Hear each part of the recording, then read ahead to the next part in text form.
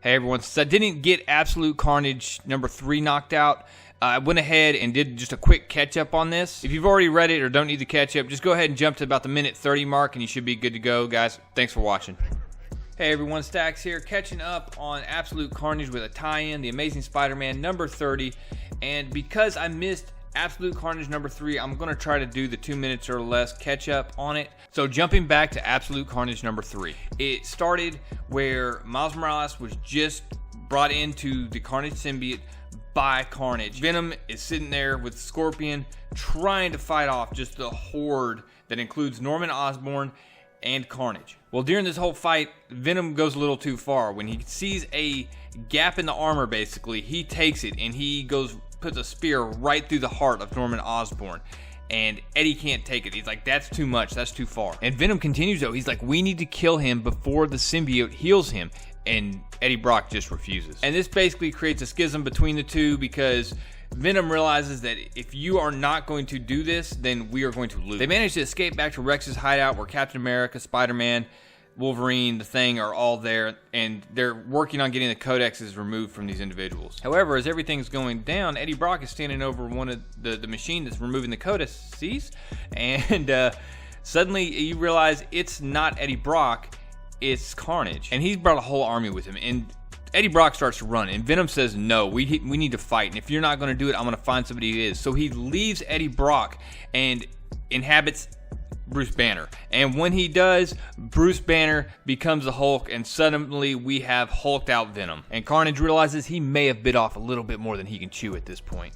And so Amazing Spider-Man number 30 picks up from there. But first it has a flashback to 2 weeks ago at the Ravencroft Mental Institution. You have Mysterio in a counseling session when Kindred breaks through the wall and apparently kills Mysterio. I don't think he does. I think this is some type of hallucination from Kindred, but we'll have to wait and see. Biggest reason I say that is because Mysterio is supposed to be playing a part in this, the Amazing Mary Jane when she goes to Hollywood or whatever. So I don't think he's dead. From there, we get about as much information about this character revealed as we have so far. When he goes to the cell of Norman Osborne, looks in, and starts speaking about him. And the way he talks about him as someone who's scared of him from his youth. How Norman intimidated him. How he would look down on him from his ivory tower, and he always scared him. Even without the mask on, he was always frightened of Norman Osborn. But of course, as we know, following the Red Goblin incident, Norman Osborn ain't right in the head anymore. In fact, he actually thinks he's Cletus Cassidy most of the time.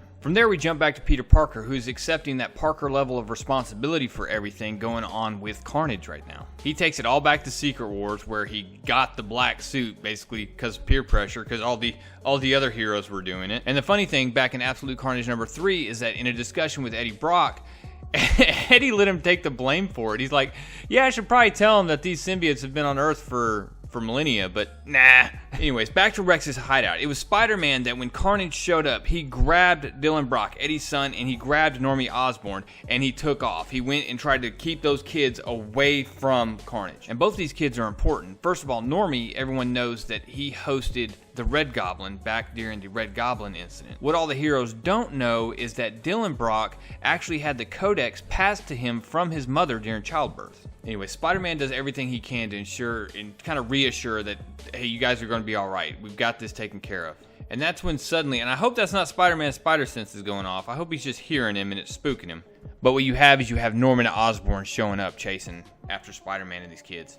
And in this Red Goblin form, he's nearly undefeated. Spider-Man cannot handle him in a one-on-one fight, and Peter Parker knows that. In fact, the only way he managed to defeat him last time is basically to play toward Norman Osborn's pride and convince him to drop the Carnage symbiote long enough to fight him as the Green Goblin. But despite knowing that he cannot win this fight, he is not backing down, and he's not leaving those kids to this maniac.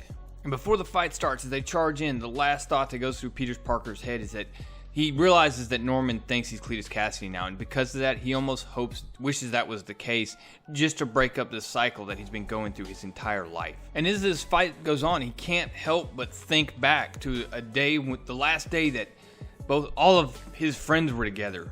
Flash Thompson, Gwen Stacy, MJ, Harry Osborn. He's getting absolutely thrashed by Carnage, and the only thing that can go through his head at this moment is that day and how he sat there and thought that it was too good to be true. And in the last panels of the fight, you see Carnage reach out, grab Spider-Man's head, and just squeeze, and blood just splatter. And at that point, it cuts back to Kindred, who has some really interesting dialogue that definitely lets you, I think, gives you clues on who he is. And it starts with, "Yes, you were terrifying back then, but no one was ever more afraid of you than I was. When I fashioned myself into this, I thought about you so often because I wanted to be the thing he saw in his nightmare, and his nightmares are so very full of you. He still cries out her name in his sleep, you know. I wonder how MJ feels about that. I wonder if it helps her to know he's not remembering anything good. Pretty messed up if you ask me. But hey, who am I to judge, right? The thing about you, Norman, is you really know how to leave a scar. It's why you go after them when they're so young." And jump forward a little bit. He says, "That's what makes you so much more terrifying than all the others. The end of innocence made flesh. Each time he sees you, all I can remember is how he thought he'd have a good life. I suppose we really are very alike in that regards. So yeah, apologies, Norman, but I can tell you for a fact you'll never get to kill him. If it's any kind of solace, though, you won a long time ago." And the last shot is of Norman Osborne standing over Spider-Man, just with this disgusting smile on his face, looking down at him. And you can only hope at this point that Peter Parker's still alive and that the Hulk's about to bust up in there with that Venom symbiote on and just smash Norman Osborne to pieces. So who do you guys think that Kindred is after this issue? Because there are a lot of people that it seems like it could be. The most obvious, I think, is Harry Osborn, just from the dialogue, the comments about, you know, I'm the one who feared you most, and we all know that Harry had that weird relationship with Norman. But I've also heard all kinds of different theories here. I've heard the theory that it's Gwen Stacy, that this is actually Gwen Stacy brought back from the dead, and that it ties into this, she was the one that feared him most. Tie back to the kids that Gwen and Norman had together. It was all out of fear, and that it was a very traumatic, troubling relationship.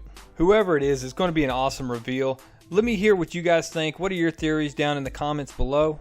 As far as this issue and my review of it, I'm glad to see the Amazing Spider-Man get back on track after issues 27 and 28. I think Nick Spencer's kind of pulling it back onto the rails. Ryan Ottley on pencils, I thought everything was fine there.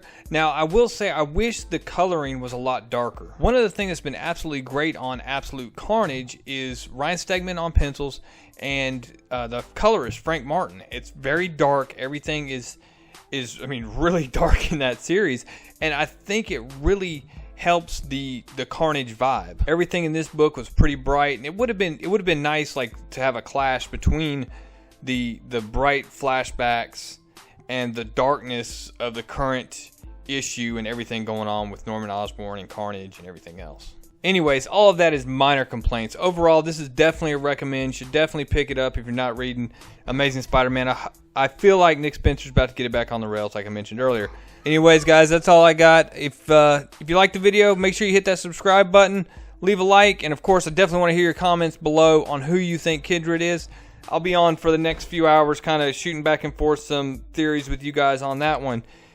Hope you enjoyed listening to this video as much as I enjoyed putting it together, guys. That's all I got. I got to go probably work some more on Lego Godzilla with my son Half Stacks. If you're not following me on Twitter, make sure you come look me up, comic_stacks. I hope everyone has a great weekend. Real Comic Stacks, out.